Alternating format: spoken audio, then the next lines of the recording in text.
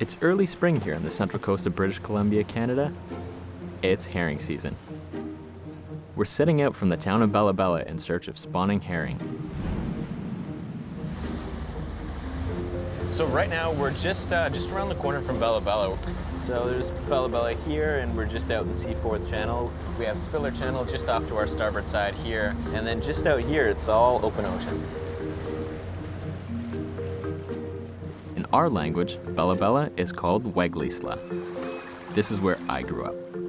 But it's only one small part of what I call home. A lot of people come to Bella Bella and say, that's the Haíťuz Nation right there. They'll say, no, that's the Haíťuz Nation out there. It's made up of 35,553 square kilometers of land and sea. So I'm really struck by the land kind of breaks up into this archipelago of islands, and that's what the herring use to spawn, right? Yeah, you have foot islands here, and if you go farther up, you have the Tinky River, Mosquito Bay, and up to Tate Lagoon and even farther. I don't want to go to Mosquito Bay. I don't blame you. They call it Mosquito Bay for a reason.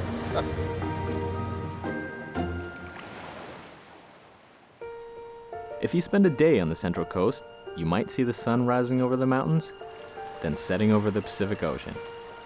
And when ocean air collides with tall mountains, it brings rain, lots of rain. The result? The largest coastal rainforest in the world. This place is rich and beautiful beyond description. It's an archipelago, so a group of islands where the land gradually dissolves into the sea. We have a temperate rainforest on land, dotted by estuaries and streams, and then it has another forest down in the water, the kelp forest. And the two are connected by the species that make both environments their home. And while nitrogen and other nutrients from the rainforest help feed the ocean also feeds the forest. Critical keystone species like herring and salmon bring nutrients from far out in the ocean into inland waters, in some cases hundreds of miles upstream, and feed the ecosystem, but also feed the people who have lived here for more than 15,000 years. That's more than 3 times as old as the pyramids of Egypt. So how do you survive in one place for so long? Well, it helps to live near the coast, with access to ocean resources like salmon and herring that come and go in cycles. So we start with the herring, and we're dependent on the kelp. Then we move on to seaweed, and we move on to chitin, and we move on to salmon, crab and clams and cockles, and all these resources will be dependent on and store them for the winter so that our families can stay healthy and sustain themselves. And this is annually. Like the sun rising and setting, our very survival depends on these resources returning each and every year. And so we learn to harvest them in a balanced way. We call this bachola. Every individual are naturally taught through their family tables. Take a little, leave a lot. Our people are very knowledgeable about where they shouldn't be over-harvesting in any one year or any one week or in any one day.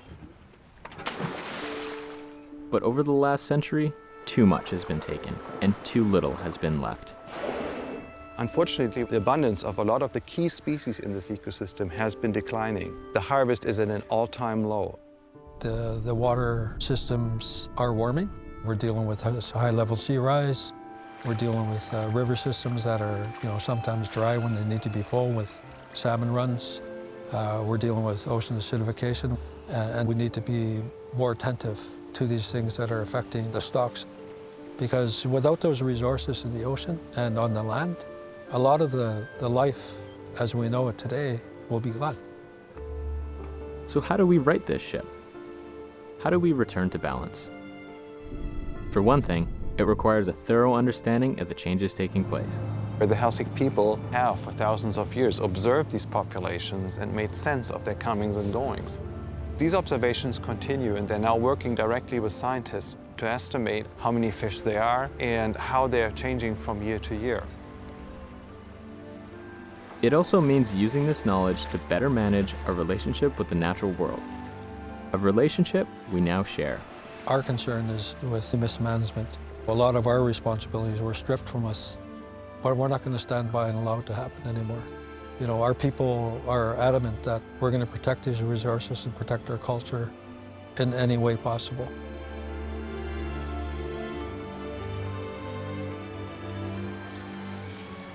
Us Haíťzaqv people, we don't have a word for management.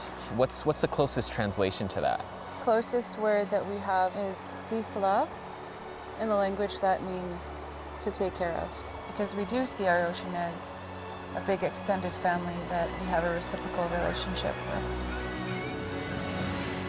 You know, we're one with the ocean, we're one with the land, we're one with the trees, we're one with the birds, we're one with the herring, we're one with the salmon. We're natural managers. We're natural ecosystem-based managers as a people. The ocean feeds the forest feeds the ocean. And shared knowledge and respect can help us with this balancing act. Any decision we make will affect all people around us. That's how we make decisions. We think about the people in Vancouver, we think about the people in Germany. You know, we think about the people in India, in Japan. It's not a Helsinki problem, it's not a Canada problem, it's a world problem. We can keep everything in balance, including ourselves as human beings, we'll all be okay. And when I say we will all be okay, I'm talking about the rest of the world.